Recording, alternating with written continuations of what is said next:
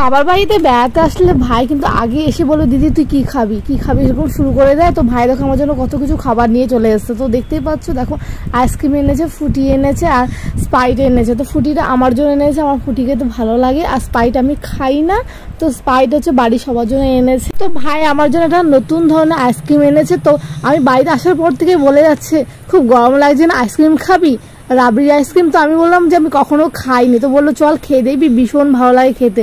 তো এটা first time try করব। তো আমার এমনিতে আইসক্রিম খেতে ভীষণ ভালো লাগে, আর এত সুন্দর খেতে, মুখে দিলে মিলিয়ে যাচ্ছে, খুব সুন্দর খেতে। তো আমি সোনাকে বললাম তুমি খাবে, সোনা কিন্তু বাবার কোলে আছে, সোনা খেতে চাইছে না, সোনা একেবারে বাইরে খাবার খেতে চায় না। তো আমার তো বেশ মজা হচ্ছে।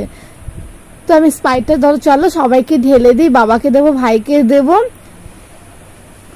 তো ভাইকে আর বাবাকে দিয়ে দিলাম, এবার আমি ফুটিটা খাবো। তো আমি একটু একটু করে খাবো, কারণ ফুটিটা আমার ভীষণ ভালো লাগে খেতে। তো চলো টাটা।